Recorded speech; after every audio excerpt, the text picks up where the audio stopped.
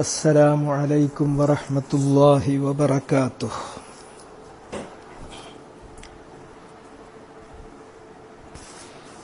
إن الحمد لله نحمده ونستعينه ونستغفره ونعوذ بالله من شرور أنفسنا وسيئات أعمالنا.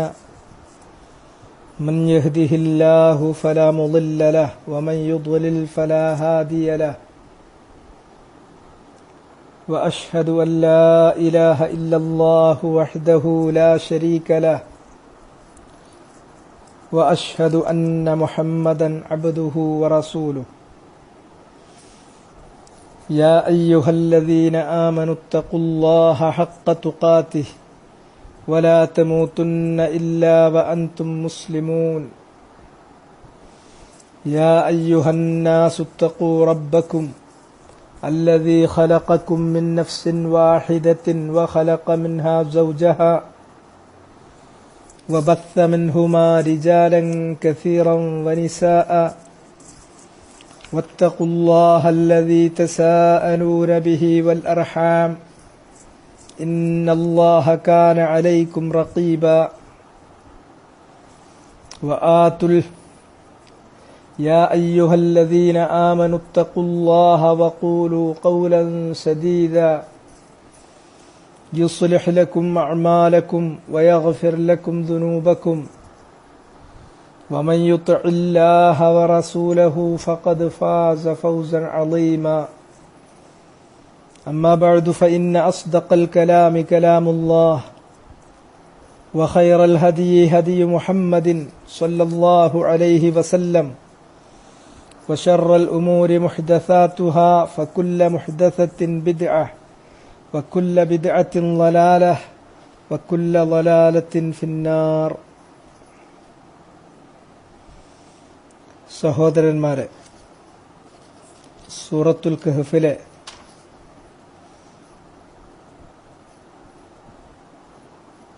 93-ാമത്തെ ആയത്താണ് ഇനി നമുക്ക് പാരായണം ചെയ്യാനും അതിലുള്ള ഇൽമും അമലും സംബന്ധിച്ച് പര്യാലോചന നടത്താനുമൊക്കെയുള്ളത്.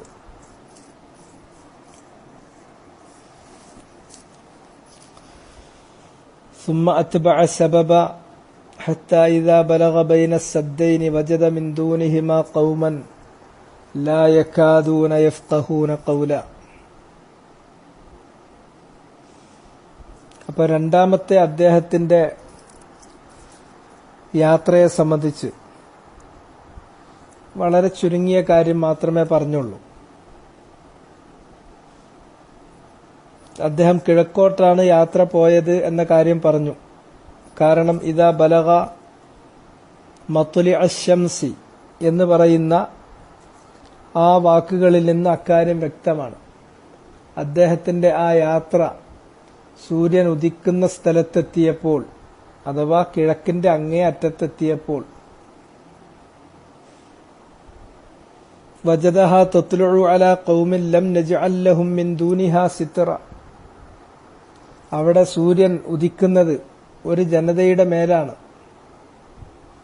സൂര്യനും അവർക്കുമിടയിൽ ഒരു മറയും നാം നിശ്ചയിച്ചിട്ടില്ല എന്ന് പറയുന്നുണ്ട്. അതിൽ നിന്ന് വളരെ വ്യക്തമാണ്, ഒന്നുകിൽ അവര് തീരെ തന്നെ സിവിലൈസ്ഡ് ആയിരുന്നില്ല, വേണ്ടതുപോലെ സൂര്യനിൽ നിന്ന് സംരക്ഷണം നേടുന്നതിനാവശ്യമായിട്ടുള്ള നാഗരികമായ വികാസങ്ങളൊന്നും അവർക്കില്ലാത്തതുകൊണ്ട് അവര് സൂര്യപ്രകാശം കൊള്ളുന്ന ഒരു രൂപത്തിൽ പ്രാകൃതമായ ജീവിതം, വളരെ പ്രിമിറ്റീവായിട്ടുള്ള ഒരു ജീവിത രീതി പിന്തുടരുന്നവരാണ് എന്നാണ് അതിന്റെ അർത്ഥം. അങ്ങനെ ആ കൗമിനെ അദ്ദേഹം ആ അവസ്ഥയിൽ തന്നെ വിട്ടേച്ചു. അവിടെ പ്രത്യേകിച്ച് കാര്യങ്ങളൊന്നുമില്ല. അവിടെ എല്ലാം അദ്ദേഹത്തിന്റെ അധികാര പരിധിക്കുള്ളിലാണ്, അദ്ദേഹത്തിന്റെ സാമ്രാജ്യത്തിന്റെ ഭാഗമാണ്. അവരുടെ ആ സ്വാഭാവികമായ ജീവിതവുമായി മുന്നോട്ട് പോകാൻ വിട്ടേച്ചു. അവരുടെ ഫിത്രത്തിൽ ജീവിക്കുന്നു എന്നാണ് ഇതിൽ നിന്ന് നമുക്ക് മനസ്സിലാവുക. അത് ഇന്നലെ ഞാൻ സൂചിപ്പിച്ചു. വഖദ് അഹത്നാ ബിമാ ലദൈഹി ഖുബ്റ, അദ്ദേഹത്തിന്റെ അടുക്കലുള്ള അഥവാ ദുൽഖർനൈൻ എന്ന് പറയുന്ന ഈ മഹാനായ രാജാവിന്റെ ചക്രവർത്തിയുടെ അടുത്തുള്ള കാര്യങ്ങളെക്കുറിച്ച് നമുക്ക് സൂക്ഷ്മമായി അറിവുണ്ട്. അദ്ദേഹം ഏത് തരം ജനവിഭാഗങ്ങളിലാണ് ഇടപെടലുകൾ നടത്തുന്നത്, ഏത് തരം ജനവിഭാഗങ്ങളെയാണ് അവരുടെ സ്വാതന്ത്ര്യത്തിൽ വിട്ടേക്കുന്നത്, അദ്ദേഹത്തിന്റെ ഇടപെടലുകൾ എത്രത്തോളം കാരുണ്യപൂർവവും നീതിയുക്തവുമായിരുന്നു എന്ന കാര്യം എല്ലാം അള്ളാഹുവിനറിയാം.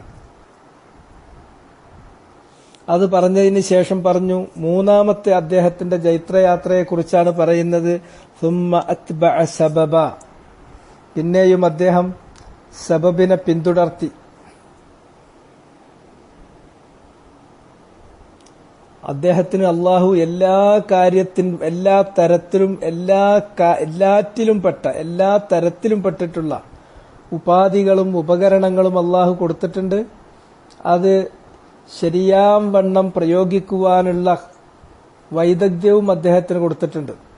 അതുകൊണ്ട് തന്നെ അദ്ദേഹത്തിന് അള്ളാഹു നൽകിയിട്ടുള്ള എല്ലാ ഉപാധികളും ഉപകരണങ്ങളും ശരിയാം വിധം ഉപയോഗിച്ചുകൊണ്ടുള്ള ഒരു മുന്നേറ്റം കൂടി അദ്ദേഹം നടത്തി. മൂന്നാമത്തെ മുന്നേറ്റമാണ് അത്. മുഫസ്സിറുകൾ അധിക മുഫസ്സിറുകളും പറയുന്നത് വടക്കോട്ടുള്ള ഒരു യാത്രയായിട്ടാണ്. അങ്ങനെ വടക്കോട്ടുള്ള ആ യാത്രയിൽ അദ്ദേഹം എത്തിപ്പെടുന്നത് ഹത്താ ഇദാ ബലഗ ബൈന സദ്ദൈൻ, അദ്ദേഹം എത്തിപ്പെടുന്നത് രണ്ട് സദ്ദുകൾക്കിടയിലാണ്. ഇവിടെ സദ്ദ് എന്ന് പറയുന്നത് അത് സിൽസിലത്തും മിൻ ജിബാൽ, പർവ്വത നിരകളെയാണ് ഉദ്ദേശിക്കുന്നത്. ഒരു ഭാഗത്ത് കുറച്ച് പർവ്വതങ്ങൾ, അത് ഒരു പർവ്വതമല്ല, പർവ്വത നിരകൾ കിടക്കുന്നു, അതൊരു സദ്.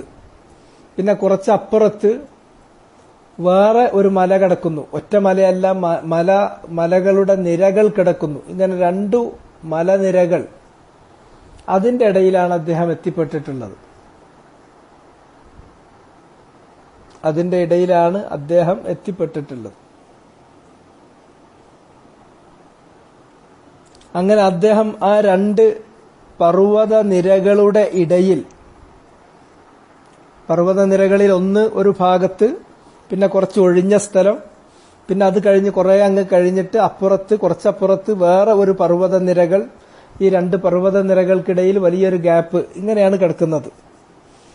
ആ രണ്ട് പർവ്വതനിരകളുടെ ഇടയിൽ ആ ഗ്യാപ്പിൽ അദ്ദേഹം എത്തിപ്പെട്ടപ്പോൾ വജദ മിൻ ദൂനിഹിമാ ഖൗമൻ, ആ രണ്ട് പർവ്വതനിരകളുടെയും ഇപ്പുറത്ത്, മിൻ ദൂനിഹിമ, ആ രണ്ട് പർവ്വതങ്ങളുടെ അല്ലെങ്കിൽ പർവ്വത നിരകളുടെ ഇപ്പുറത്ത് അദ്ദേഹം കാണാനിട വന്നു, കണ്ടുമുട്ടി. ഖൗമൻ, ഒരു പ്രത്യേക ജനവിഭാഗത്തെ. ലാ യകാദൂന യഫ്ഖഹൂന ഹദീസ, ലാ യകാദൂന യഫ്ഖഹൂന ഖൗല. അവരെ സംബന്ധിച്ച് അള്ളാഹു പറഞ്ഞിട്ടുള്ളത്, അവർക്ക് ഒരു ഖൗലും ഒരു വാക്കും മനസ്സിലാക്കാൻ കഴിയില്ല. ലാ യകാദൂൻ യഫ്ഖഹൂൻ, അവർ ഗ്രഹിക്കാറായിട്ടില്ല ഖൗലൻ, ഒരു വാക്കും. കാരണം അത്രയും ഉജ്മ അവരുടെ ഭാഷയിലും അവരുടെ ബുദ്ധിയിലും അവരുടെ മനസ്സിലും അങ്ങനെയുള്ള ഉജ്മത്തുണ്ട്.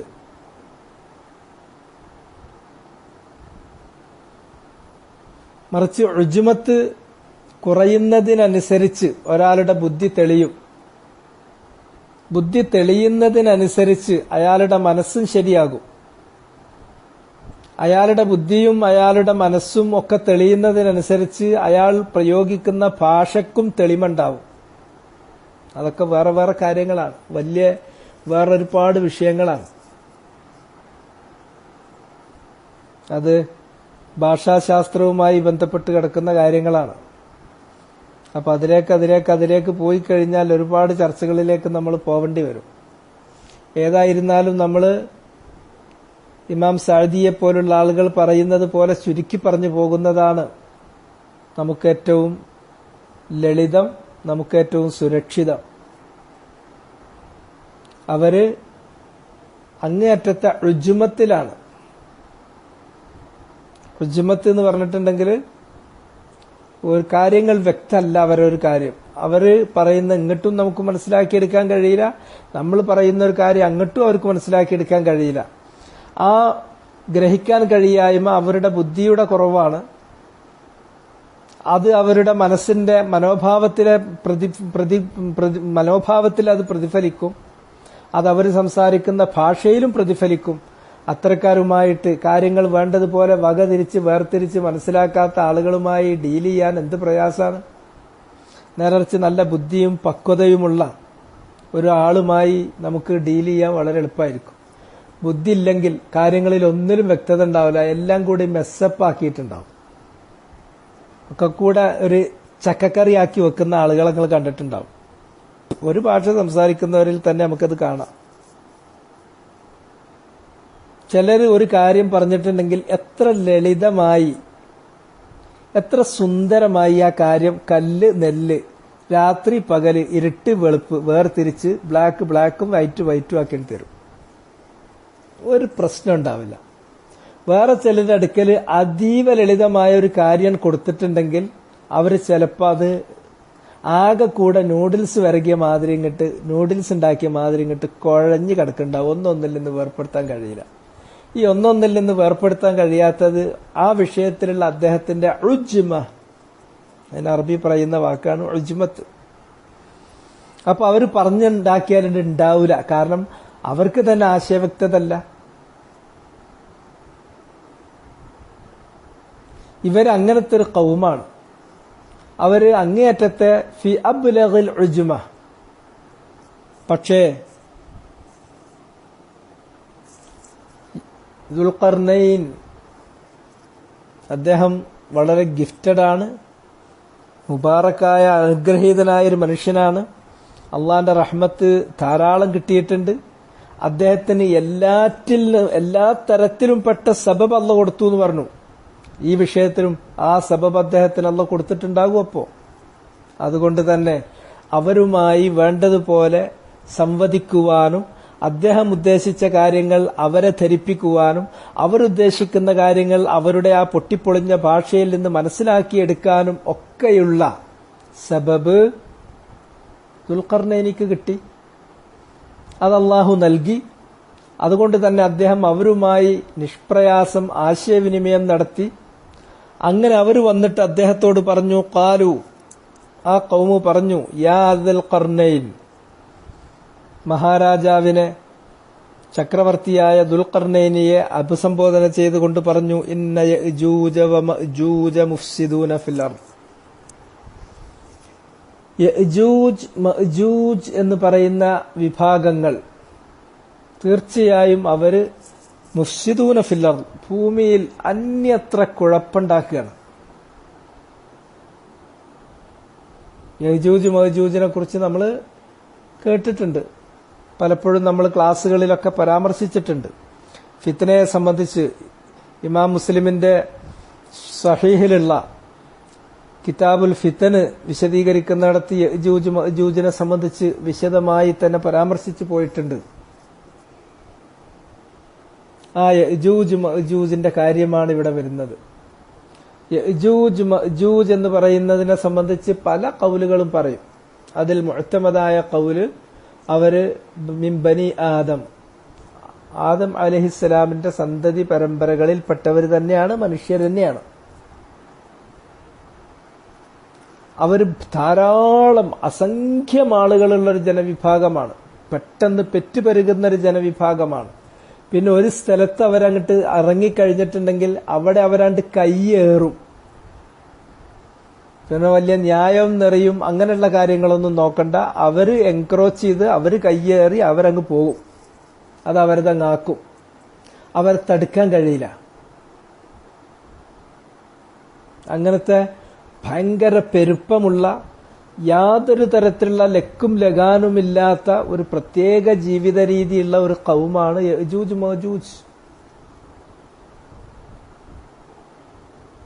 അവർക്ക് അള്ളാനെ പേടി എന്ന് പറയണ ഇല്ല. ഇങ്ങനത്തെ ഒരു കൗമാണ്. ആ യജൂജ് മൗജൂജിനെ കുറിച്ചാണ് ഇവര് പരാതി പറയുന്നത്. അവര് മുഫ്സിദൂന ഫിൽ അർള്, ഭൂമിയിൽ ഫസാദ് ഉണ്ടാക്കുന്നവരാണ്, കുഴപ്പമുണ്ടാക്കുന്ന ആളുകളാണ്. ആ എല്ലാ തരത്തിലും കുഴപ്പം, ഭൂമിക്ക് കുഴപ്പം, അവർ ജീവിക്കുന്ന ഈ പരിസ്ഥിതിക്ക് നാശം വരുത്തുന്നു. അവരോടൊപ്പം ഈ ഭൂമുഖത്ത് ജീവിക്കുന്ന മറ്റു ജനവിഭാഗങ്ങൾക്ക് കടുത്ത ആഘാതമേൽപ്പിക്കുന്നു. ഇങ്ങനെ പല തരത്തിലും അവരുണ്ടാക്കുന്ന ഈ വയ്യാവേലികൾ അത് എണ്ണിയാലൊടുങ്ങൂല. അങ്ങനെ ധാരാളം കുഴപ്പമുണ്ടാക്കുക, അന്യത്ര കുഴപ്പം സൃഷ്ടിച്ചുകൊണ്ടിരിക്കുന്ന ആളുകളാണവർ. ഫഹൽ നജ്അലു ലക ഖർജൻ, അതുകൊണ്ട് അവരുടെ ചോദ്യം ഇതാണ്, അവരുടെ അപേക്ഷ, അവരുടെ രാജാവിന്റെ മുമ്പാകെയുള്ള അപേക്ഷ ഇതാണ്. കാരണം ദുൽഖർനൈനെ കുറിച്ച് അവർ കേട്ട് കാണും. അദ്ദേഹം എല്ലാ കാര്യങ്ങൾക്കും വലിയ കഴിവ് നൽകപ്പെട്ടിട്ടുള്ള വലിയ വലിയ സാധ്യതകളുള്ള ഒരു മഹാരാജാവാണ്. അതുകൊണ്ട് അദ്ദേഹത്തോട് അവർ ആവശ്യപ്പെടുകയാണ്, ഹൽ നജ്അലു ലക ഖർജൻ, ഞങ്ങൾ താങ്കൾക്ക് ചുങ്കം പിരിച്ചു തരട്ടെയോ? ചുങ്കം തരാൻ തയ്യാറാണ്. ഖർജ് നികുതിപ്പണം, ചുങ്കം എന്നൊക്കെ നമ്മൾ പറയും. ഞങ്ങളുടെ വരുമാനത്തിൽ നിന്ന്, ഞങ്ങൾക്ക് കിട്ടുന്ന സമ്പത്തിൽ നിന്ന് ഒരു നിശ്ചിത വിഹിതം നികുതിയായി, ചുങ്കമായി താങ്കൾക്ക് പിരിച്ചു തരാം. എന്താണ്? അലാ അൻ തജ്അല ബൈനനാ വ ബൈനഹും സദ്ദ, ഞങ്ങൾക്കൊറ്റ ആവശ്യമുള്ളൂ, താങ്കൾ ഞങ്ങൾക്കും അവർക്കുമിടയിൽ ഒരു ബണ്ട് കെട്ടണം, ഒരു വലിയ വാള് നിർമ്മിക്കണം, വലിയ ഒരു മതിൽ നിർമ്മിച്ചു തരണം. ഇതാണ് ഞങ്ങളുടെ ഏകമായ ആവശ്യം. അതിനുവേണ്ടി താങ്കൾക്ക് നികുതി പിരിച്ചു തരാൻ, ചുങ്കം പിരിച്ചു തരാൻ ഞങ്ങൾ ഒരുക്കാണ്. അവരെ കുഴപ്പം സഹിക്കാൻ കഴിയണില്ല, അവരെ പ്രതിരോധിക്കാനുള്ള കഴിവ് ഞങ്ങൾക്കില്ലതാണ്. ഇതാണ് സ്ഥിതി.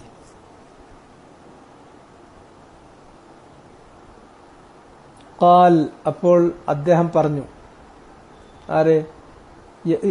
ദുൽഖർനൈൻ പറഞ്ഞു, മാ മക്കന്നി ഫീഹി റബ്ബി ഖൈർ, അല്ലാഹു സുബ്ഹാനഹു വതആല എനിക്ക് നൽകിയിട്ടുള്ള അധികാരവും സമ്പത്തും, എനിക്ക് തംകീൻ ചെയ്തിട്ടുണ്ട്. അല്ലാഹ് ഭൂമിയിൽ എനിക്ക് അധികാരം നൽകിയിട്ടുണ്ട്, സമ്പത്ത് നൽകിയിട്ടുണ്ട്. എല്ലാ തരത്തിലും പെട്ടിട്ടുള്ള അസ്ബാബുകൾ, ഉപാധികൾ അല്ലാഹു എനിക്ക് നൽകിയിട്ടുണ്ട്.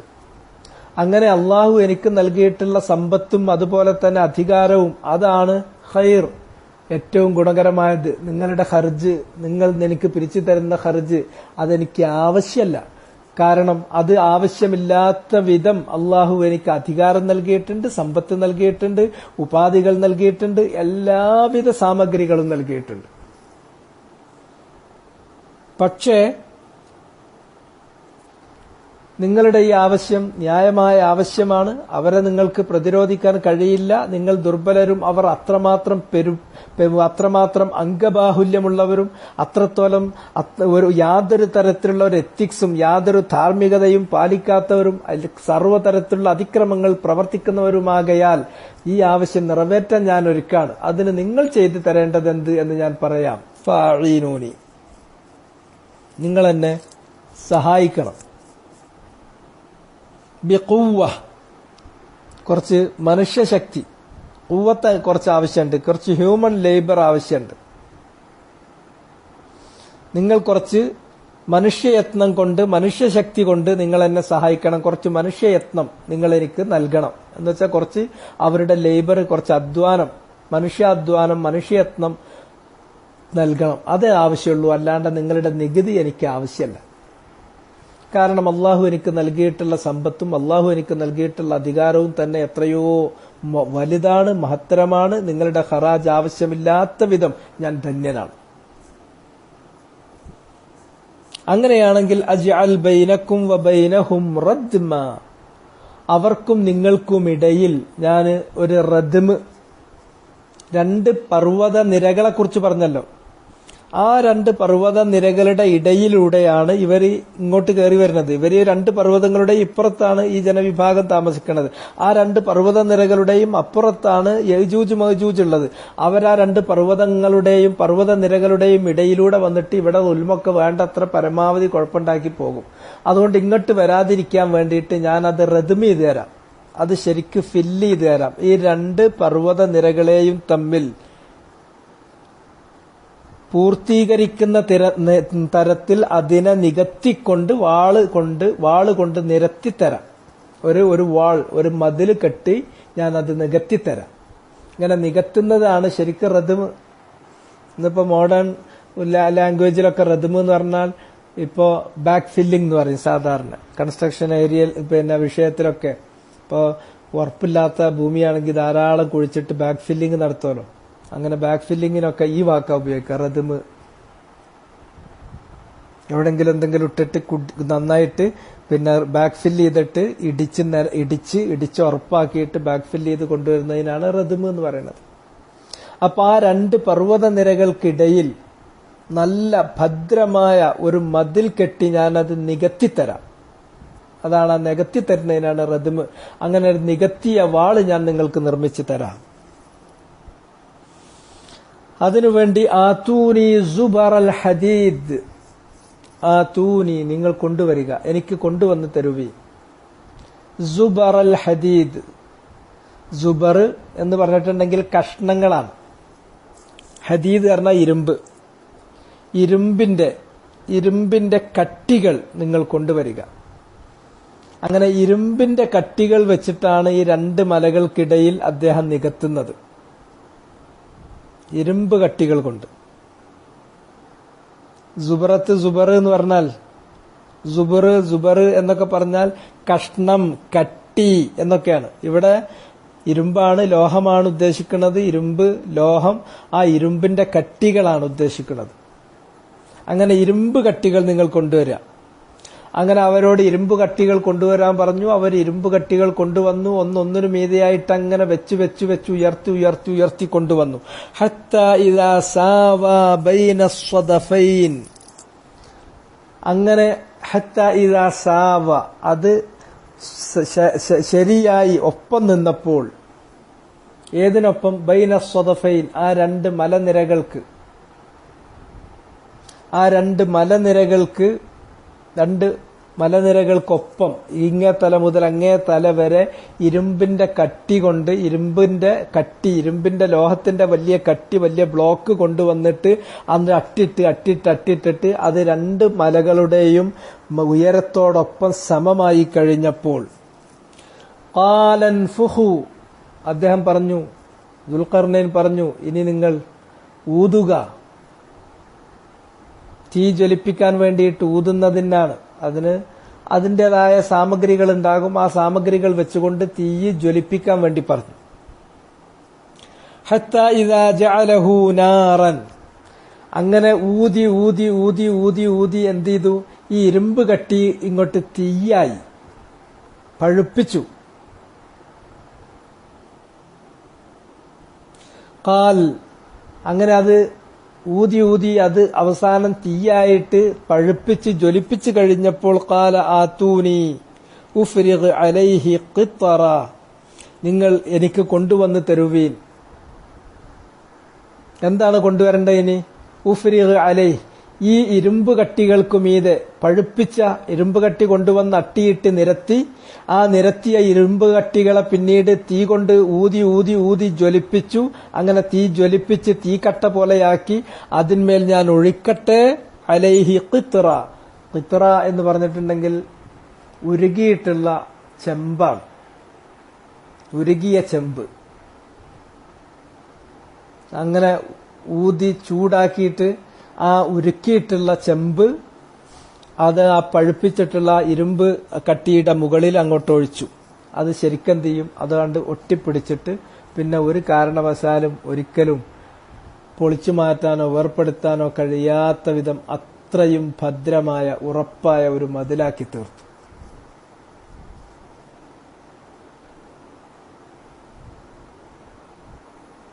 ഇതാണ് ദുൽഖർനൈൻ പണി കഴിപ്പിച്ചിട്ടുള്ള മതിൽ, അഥവാ യജൂജ് മഅജൂജിനെ പ്രതിരോധിക്കാൻ വേണ്ടിയിട്ട് അവരിങ്ങോട്ട് മറ്റ് മനുഷ്യവിഭാഗങ്ങൾ താമസിക്കുന്നിടത്തേക്ക് കടന്നു കയറാതെ അവരെ അവരുടെ മേഖലയിൽ അവരുടെ പ്രദേശത്ത് മാത്രം തളച്ചിടാൻ വേണ്ടി നിർമ്മിച്ചിട്ടുള്ള മതിൽ ഇതാണ്.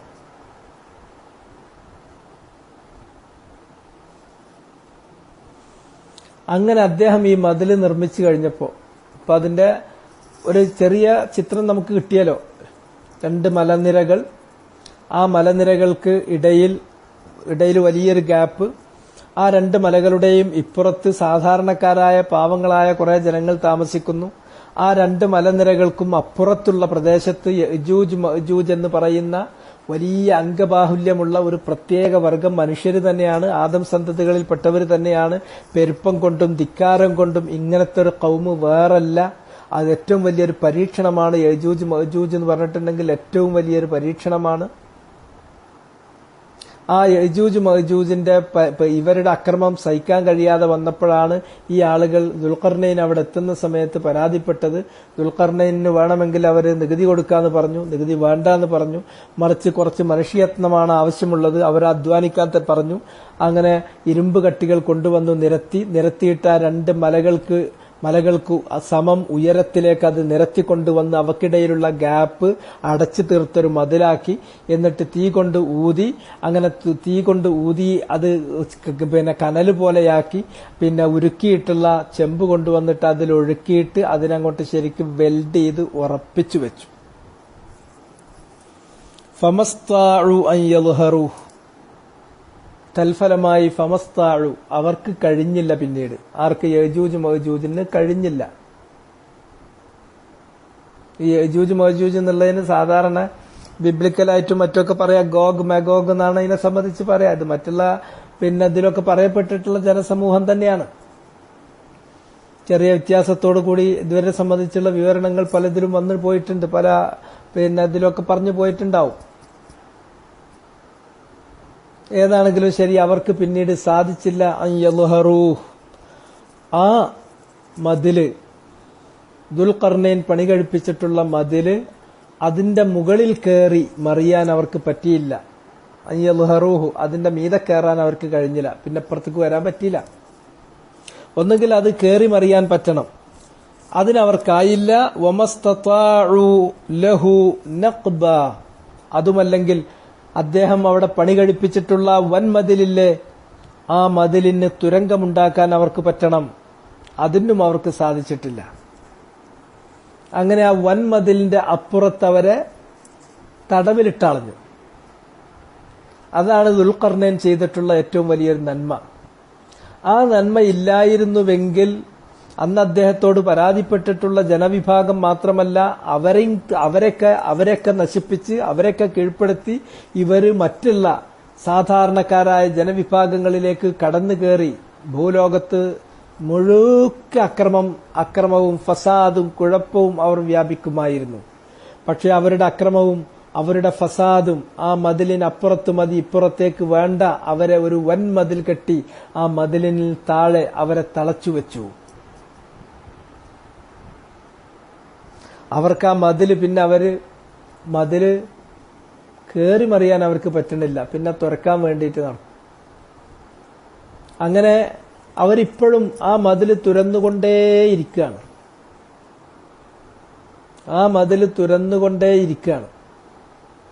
അങ്ങനെ തുറന്ന് അവസാനം ഇത് കുറച്ചും കൂടി ആവാറാകും എന്ന് കരുതുന്ന സമയത്ത് അവരുടെ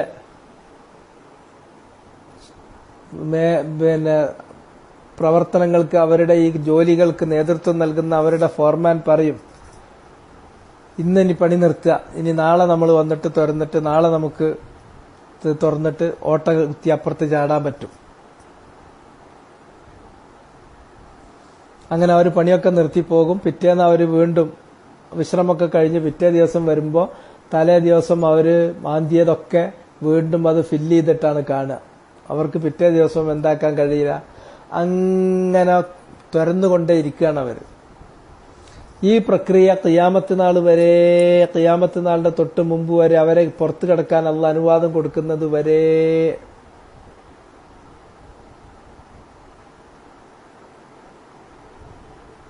അവസാനം ഖിയാമത്ത് നാളാകുന്ന സമയത്ത് അതിന്റെ തൊട്ട് മുമ്പ് ഇവർക്ക് പുറത്തിറങ്ങാൻ അള്ളാന്റെ അനുവാദം കിട്ടുമ്പോ അന്ന് മാത്രാണ് ഇൻഷാ അള്ളാന്റെ മശിയത്ത് ചേർത്തിട്ട് അവരുടെ ഫോർമാൻ പറയാ. അന്നവർക്കത് തുറക്കാനും കഴിയും. അവരതിലൂടെ ഒരു ദ്വാരം സൃഷ്ടിച്ച് പുറത്തേക്ക് വരികയും ചെയ്യും. അങ്ങനെ യജൂജ് മഅജൂജ് എന്ന് പറയുന്ന ഫിത്ന അത് ഖിയാമത്ത് നാളിന്റെ ലക്ഷണമായിട്ട് അത് മനുഷ്യലോകത്തിന്റെ മേൽ അവരുടെ ഫിത്ന ഒന്നിച്ച് വരികയും ചെയ്യും. അതൊക്കെ വരാനുള്ള ഫിത്നകളിൽപ്പെട്ട ഫിത്നകളിൽ ഒന്നാണ്, വൻ ഫിത്നകളിൽ ഒന്നാണ്. മിൻ അശ്റാത്തി സാഅത്തിൽ ഖുബ്റ അൽ ഖരീബ, ഖിയാമത്ത് നാളിനോട് വളരെ അടുത്ത് നിൽക്കുന്ന വൻ ലക്ഷണങ്ങളിൽ, മഹാ ലക്ഷണങ്ങളിൽപ്പെട്ടിട്ടുള്ള ഒരു മഹാഫിത്ന തന്നെയാണത്.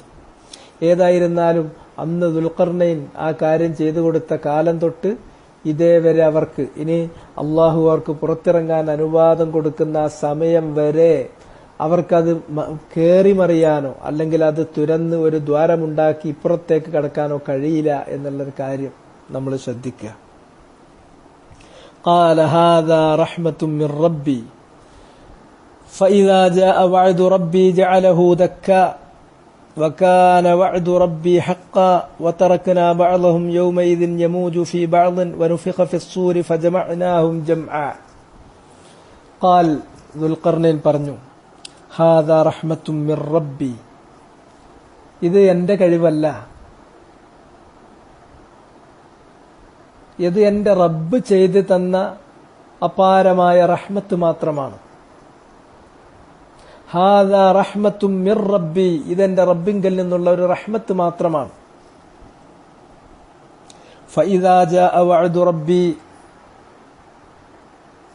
എന്റെ റബ്ബിന്റെ വാഗ്ദാനം എത്തിക്കഴിഞ്ഞാൽ ജഅലഹു ദക്ക, അല്ലാഹു ഈ മതിലിനെ, ജഅലഹു ഇപ്പൊ അദ്ദേഹം ഉണ്ടാക്കിക്കൊടുത്ത റദ്മില്ലേ, രണ്ട് മലനിരകൾക്കിടയിൽ നികത്തി നിർമ്മിച്ച ആ വൻമതിലില്ലേ, ആ മതിലിനെ അവൻ പൊടിപൊടിയാക്കി കളയും. വകാന വഅദു റബ്ബി ഹഖ്ഖാ, വകാന വഅദു റബ്ബി ഹഖ്ഖാ, എന്റെ റബ്ബിന്റെ വഅദ് അത് ഹഖാണ്, സത്യാണ്. അത് 100% പുലരുന്ന സത്യമാണ്.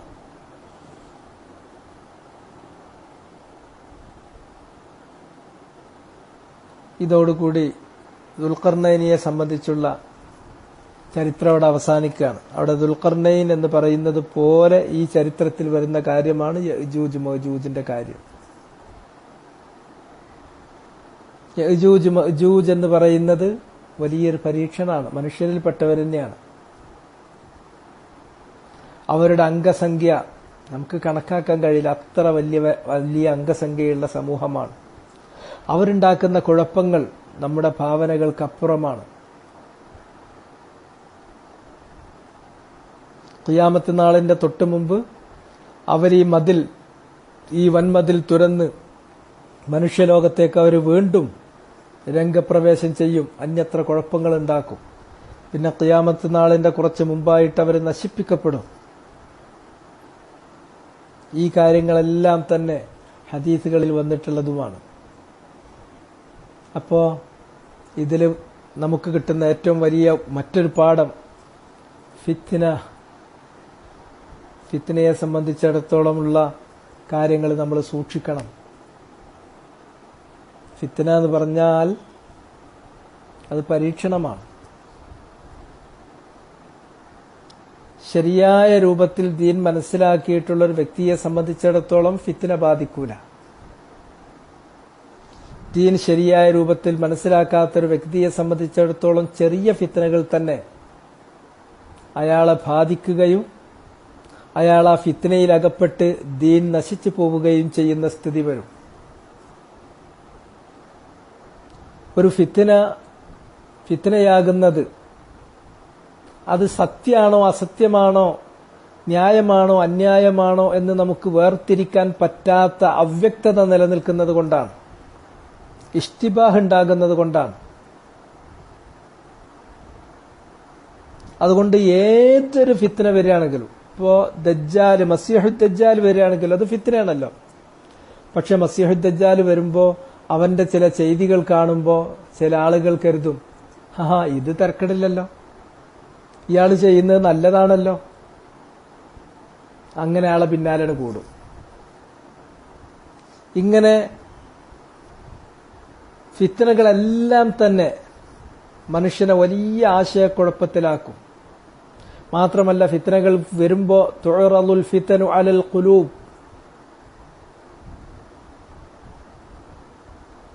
അത് ഹൃദയങ്ങളുടെ മേൽ ഫിത്ന കാണിക്കപ്പെടുന്നത് കൽ ഹസീരി ഊദൻ ഊദ, ഒരു പായയുടെ ഓരോ കണ്ണി, പായന്റെ ഓരോ കണ്ണില്ലേ, ആ കണ്ണിയിൽ പോലെ ഹൃദയത്തിന്റെ ഓരോ സന്ധികളിലും അതിന്റെ ഓരോ ജോയിന്റിലും ഫിത്ന പ്രദർശിപ്പിക്കപ്പെടും. അപ്പൊ ഇൽമും ഈമാനുമുള്ള മനുഷ്യന്മാർ അവര് മാത്രം അതിൽ നിന്ന് രക്ഷപ്പെടും. അത് ചരിച്ചു വെച്ച ഒരു പാത്രത്തിന്റെ മുകളിൽ ഒഴിച്ചതുപോലെ അങ്ങനെ പോവും. അതല്ല, ഈമാനും ഇൽമുമില്ലാത്ത ഒന്നാളാണ് ഒരു ഹൃദയമാണെങ്കിൽ ആ ഹൃദയത്തിൽ ഈ ഫിത്ന അങ്ങോട്ട് കുടിപ്പിക്കപ്പെടും. അതിന്റെ ഓരോ സെല്ലിലും ഹൃദയത്തിന്റെ ഓരോ കോശങ്ങളിലും ഫിത്ന ചെന്നിറങ്ങും.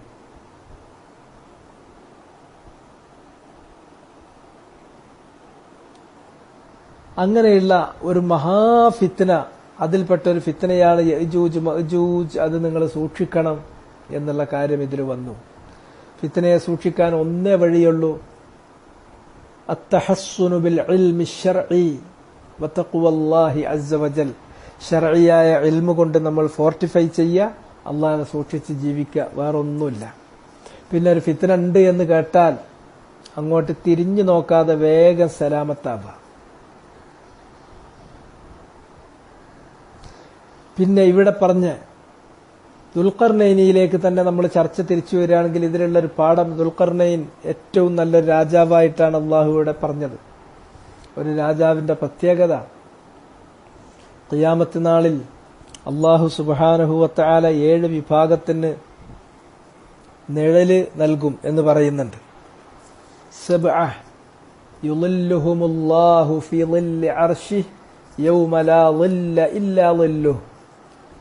7 വിഭാഗം അള്ളാഹു അന്ത്യനാളിൽ അവന്റെ അർശിന്റെ നിഴൽ വിരിച്ചു കൊടുക്കും. അന്നേ ദിവസം ആ അന്ത്യനാളിൽ അവന്റെ അർശിന്റെ നിഴലല്ലാതെ മറ്റൊരു നിഴലും ഉണ്ടായിരിക്കില്ല. ആ ഭയാനകമായ മഹ്ശറിൽ വെച്ച് 7 വിഭാഗം ആളുകൾക്ക് അള്ളാഹു അർശിന്റെ നിഴൽ വിരിച്ചു കൊടുക്കും എന്ന് പറഞ്ഞു. ആ 7 വിഭാഗത്തിൽ ആദ്യം എണ്ണിയത് അൽ ഇമാമുൽ ആദിൽ. അൽ ഇമാമുൽ ആദിൽ, നീതിമാനായ ഭരണാധികാരിയെക്കുറിച്ചാണ്.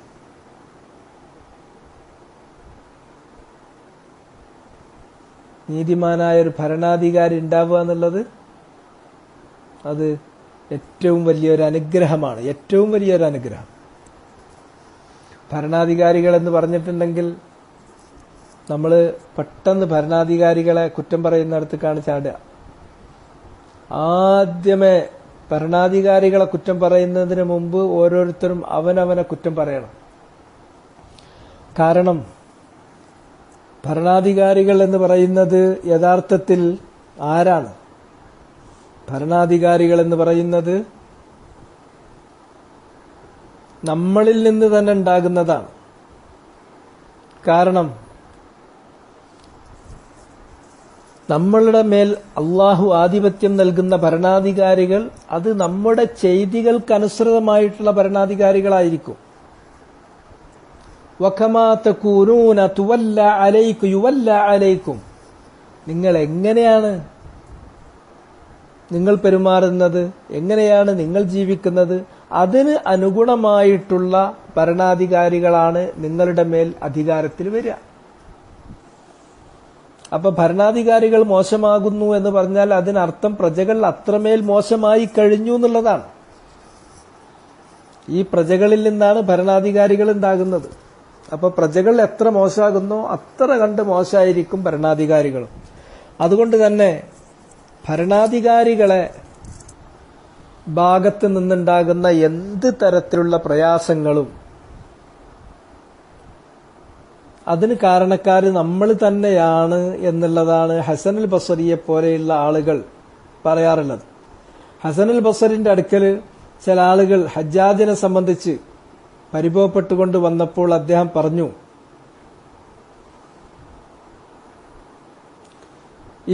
ഇന്ന ജൂറൽ മുലൂകി നിഖ്മത്തും മിൻ നിഖമില്ലാഹി തആല. രാജാക്കന്മാര് അല്ലെങ്കിൽ ഭരണാധികാരികൾ അവരുടെ ഭാഗത്ത് നിന്നുണ്ടാകുന്ന അതിക്രമങ്ങൾ, ഇന്നിപ്പോ അതിന് നമ്മൾ പറയുന്നത് ചിലപ്പോൾ ഭരണകൂട ഭീകരത എന്നൊക്കെയാണ് ഇപ്പോഴത്തെ പുതിയ ടേം.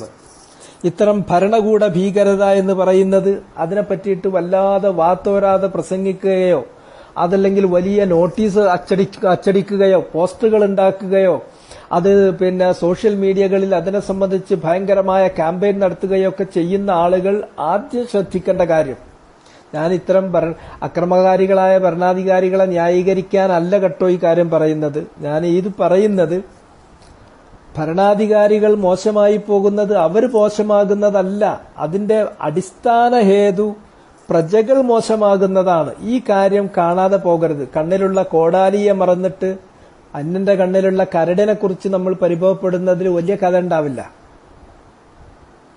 അതുകൊണ്ടാണ് ഹസനുൽ ബസ്രി പറഞ്ഞത്, ജൂറുൽ മുലൂക്ക് എന്ന് പറയുന്നത് നിഖമത്തും മിൻ നിഖമില്ലാഹ്, അള്ളാഹുവിന്റെ ശിക്ഷയാണത്. വനിഖമുല്ലാഹി ലാ തുലാഖ ബിസ്സുയൂഫ്, അള്ളാഹ് നമ്മളെ അങ്ങനെ ശിക്ഷിക്കുമ്പോൾ അതിനെ നമുക്ക് പ്രതിരോധിക്കാൻ, അതിനെ നമുക്ക് തടുക്കാൻ ഒരിക്കലും വാളുകൊണ്ടോ ശക്തി കൊണ്ടോ, ശക്തി ഉപയോഗിച്ച് ബലം പ്രയോഗിച്ച് വാളുപയോഗിച്ച് തടുക്കാൻ പറ്റൂലല്ലോ അള്ളാഹുവിന്റെ ശിക്ഷയെ. വഇന്നമാ തുത്തഖാ വതുസ്തദ്ഫഅ, മറിച്ച് അള്ളാഹുവിന്റെ ശിക്ഷയെ നമുക്ക് തടുക്കാൻ പ്രതിരോധിക്കാനുള്ള വഴി ബിദ്ദുആ വത്തൗബ വൽഇനാബ വൽഇഖ്ലാഉ അനിദ്ദുനൂബ്, അള്ളാഹിനോട് ദുആ ചെയ്യാനേ നിവൃത്തിയുള്ളൂ.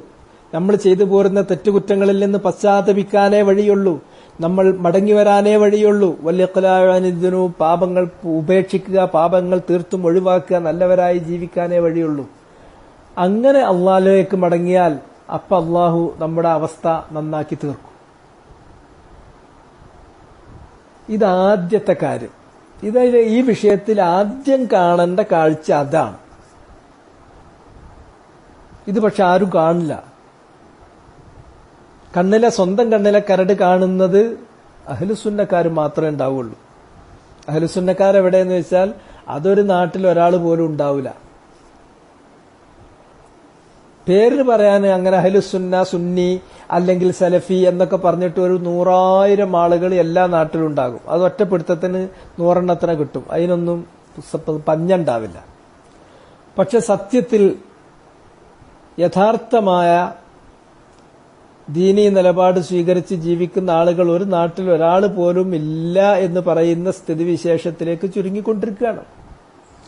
അവർ ഈ വിഷയം വരുന്ന സന്ദർഭത്തിൽ അഥവാ ജൂറുൽ മുലൂക്ക്, രാജാക്കന്മാരുടെ ഭരണാധികാരികളുടെ ഭാഗത്തു നിന്നുണ്ടാകുന്ന അതിക്രമങ്ങൾ അല്ലെങ്കിൽ ഭരണകൂട ഭീകരത എന്ന് പറയുന്ന ഈ പ്രതിഭാസം, അതിന് അവർ വിലയിരുത്തുമ്പോൾ ആദ്യം വിലയിരുത്തുന്നത് ഇത് നമ്മുടെ പക്ഷത്തു നിന്നുള്ള വീഴ്ചക്ക് അള്ളാഹു നൽകിയ ശിക്ഷയാണ്.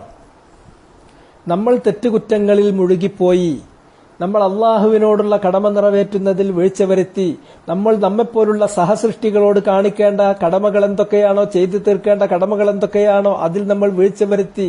ഇങ്ങനെ നമ്മൾ എല്ലാ തരത്തിലും മോശക്കാരായപ്പോൾ അള്ളാഹു നമ്മെ പരീക്ഷിക്കുന്ന പരീക്ഷണമാണ് ഈ ഭരണാധികാരികളുടെ ഭാഗത്ത് നിന്നുണ്ടാകുന്ന അതിക്രമങ്ങൾ, ഭരണകൂട ഭീകരതകൾ.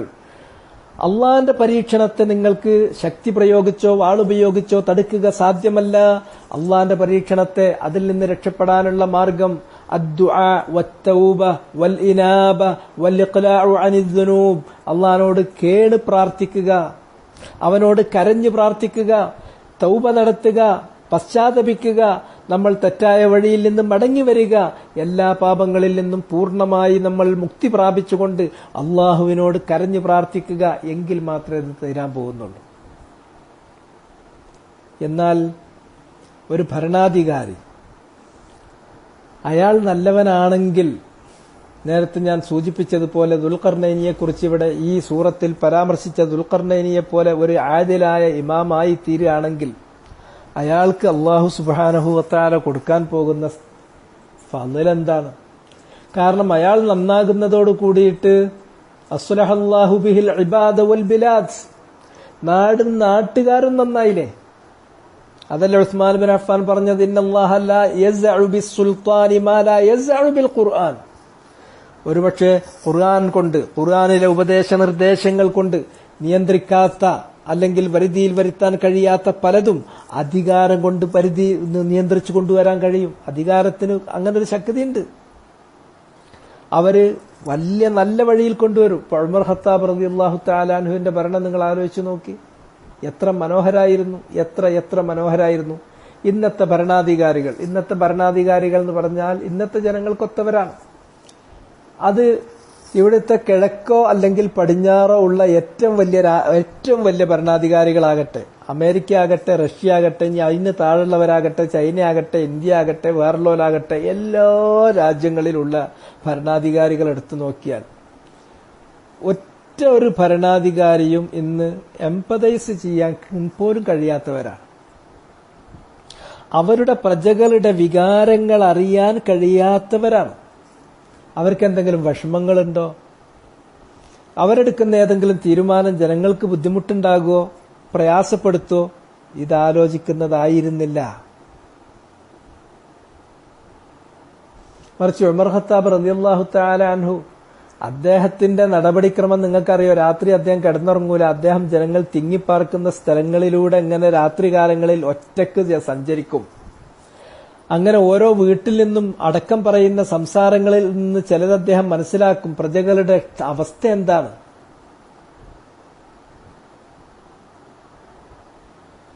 അപ്പോ ദീർഘ രാജ്യങ്ങളിലേക്ക്, അതിർത്തികളിലേക്ക് യുദ്ധത്തിന് പറഞ്ഞയച്ചിട്ടുള്ള സൈനികരുടെ ഭാര്യമാര് അവര് പരിഭവപ്പെടുന്ന പരിഭവം ഉമർ നെഞ്ചേറ്റും.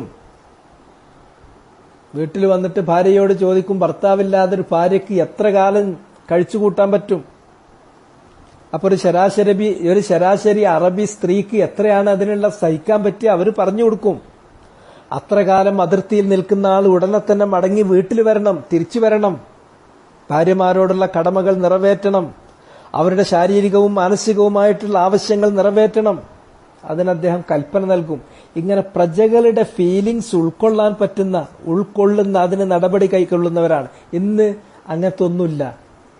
പ്രജകൾക്ക് ആർക്ക് എന്ത് കഷ്ടം ഉണ്ടായാലെന്താ, എന്ത് നഷ്ടം ഉണ്ടായാലെന്താ, ആരൊക്കെ മരിച്ചാലെന്താ, ആരൊക്കെ എന്റെ മേലെ ബുൾഡോസ് ചെയ്ത് നരച്ച് കയറ്റിയാലെന്താ, അവരുദ്ദേശിച്ച് നടക്കണം, അവർക്ക് നല്ല ഡ്രസ്സ് ഇടണം, അവർ ഫോട്ടോ ഓപ്പായിട്ട് നടക്കണം. ഇതല്ലേ സംഗതി? ഇതല്ലേ ഇന്നത്തെ കാലത്ത് കാണുന്നത്? എംപതൈസ് ചെയ്യാൻ കഴിയുന്ന ഒരു ഭരണാധികാരിയെ ഈ കാലത്ത് നിങ്ങൾ കാണിച്ചു തരുമോ?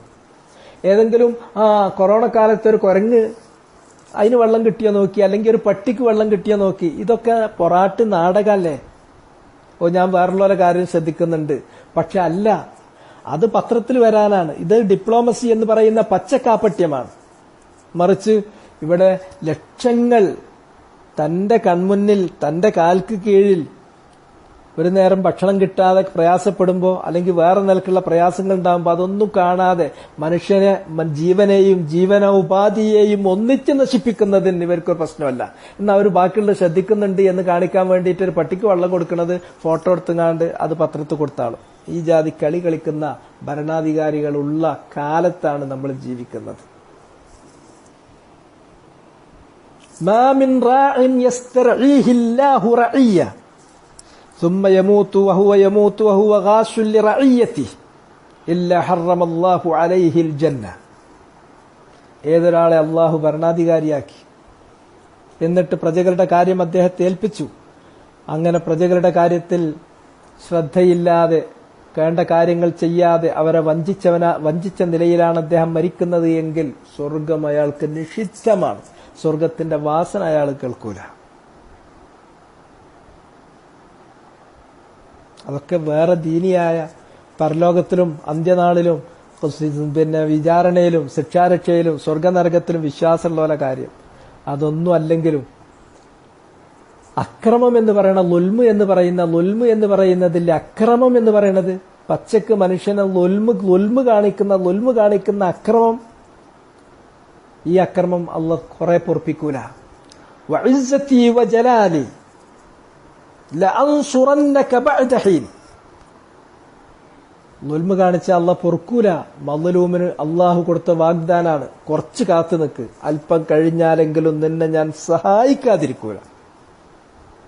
മർദ്ദിതന്മാർക്ക് നിങ്ങൾ സമാധാനിച്ചോളൂ.